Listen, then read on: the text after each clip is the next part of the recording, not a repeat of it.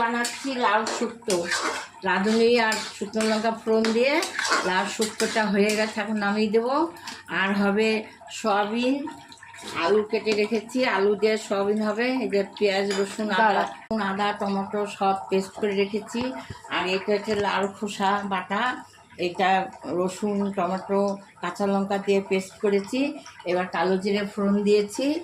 এইবার একটু দেবো, এটা হচ্ছে লাউ খোসা বাটা, এটাকে ভালো করে শুকাতে হবে।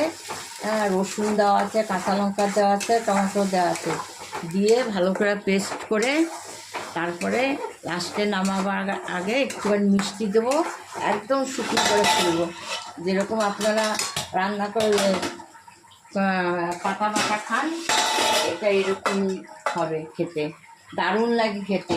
আপনারা এইভাবে বানিয়ে খেয়ে দেখেন, রসুন দিয়ে টমেটো দিয়ে কাঁচা লঙ্কা দিয়ে, একটু হলুদও দিতে পারেন।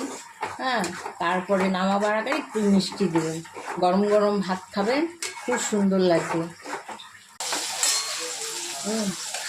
দেখেন আলুটা ভালো করে ভেজে নিয়েছি, তারপরে মশলাটা দিয়ে দিলাম।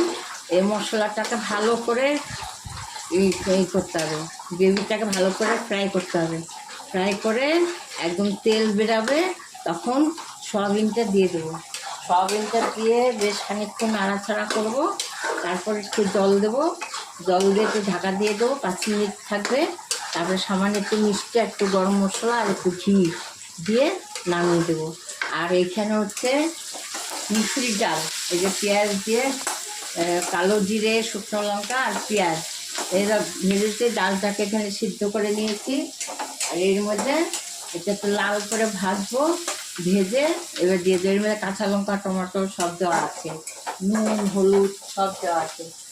এরপরে এগুলো ডালটাকে ছেড়ে দেবো, লাল করে ভালো করে ভাজতে হবে।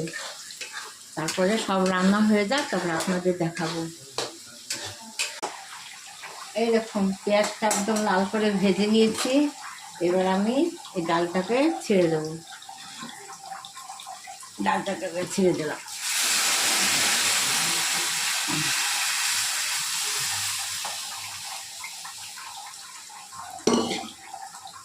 আর এই মশলাটাও ভাজা হয়ে গেছে, এবার আমি সয়াবিনটা ছেড়ে দেবো।